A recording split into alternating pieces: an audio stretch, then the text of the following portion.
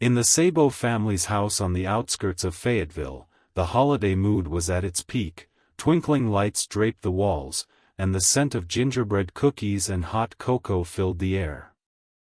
Gail and George lovingly hung ornaments on the tree while their 5 children ran through the living room, joyfully singing Christmas carols. 12-year-old Mary proudly showed off her new dollhouse. 10-year-old twins Tom and Tony argued over whose red bauble was brighter. 8-year-old Lily carefully placed candles on the hearth, and 5-year-old Billy busied himself near the fireplace, mesmerized by the dancing flames. When the clock struck midnight, the fireplace crackled softly, sending tiny embers drifting upward. Exhausted by the festive excitement, the parents went upstairs to bed. But on the morning of December 26th, Gail awoke with a strange sense of emptiness. She heard none of the familiar sounds of little voices. Descending the stairs, she found the hearth ablaze more fiercely than the night before. Scattered about were charred fragments of picture frames and broken toys, but no children.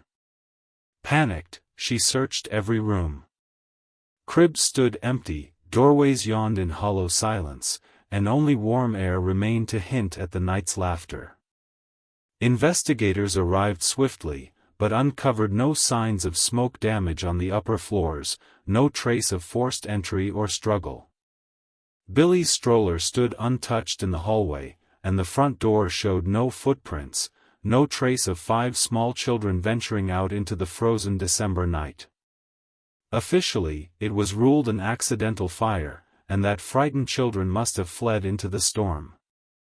Yet neighbors swore they saw nothing, no children racing through deep snow and biting cold. Years later, during renovation, carpenters removed the fireplace's stone facing and discovered a small leather-bound notebook hidden in a crevice. It was Billy's diary, its pages filled with the scrawled handwriting of a frightened 5-year-old. They come when the candles are lit. I hid under the floor and heard them calling the others. The last entry, just 2 words, floor creak, ended abruptly, as if the pen had fallen from Billy's hand. In 1978, local resident Mr. Harris came forward.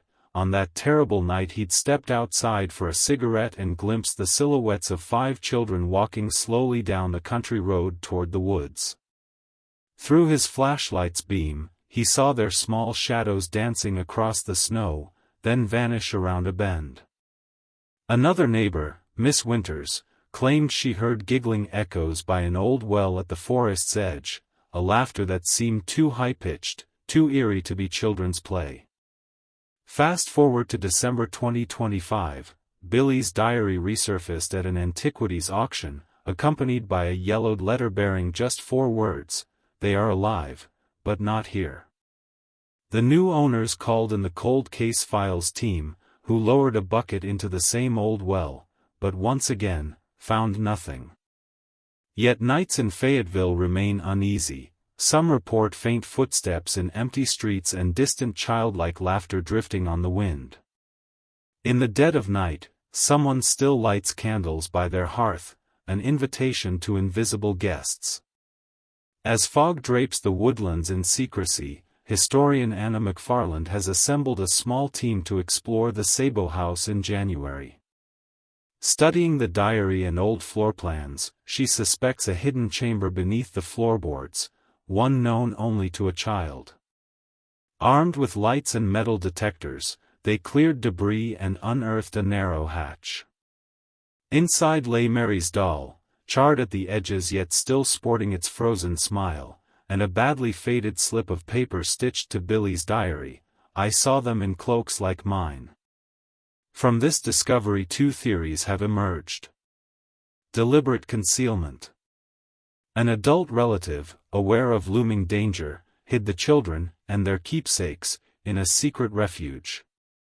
Perhaps someone saved them and whisked them away. Supernatural interference.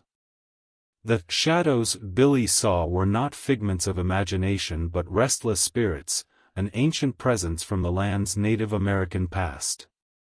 Anna plans to gather more eyewitness accounts and comb through the old fire department logs for anomalies. But the central question remains unanswered: where did the 5 children really go, and might they still be alive? If so, where? What do you think? Share your theories, from a secret safe house to a paranormal portal, in the comments. Perhaps your idea will finally lift the veil on the Christmas Eve mystery of 1945.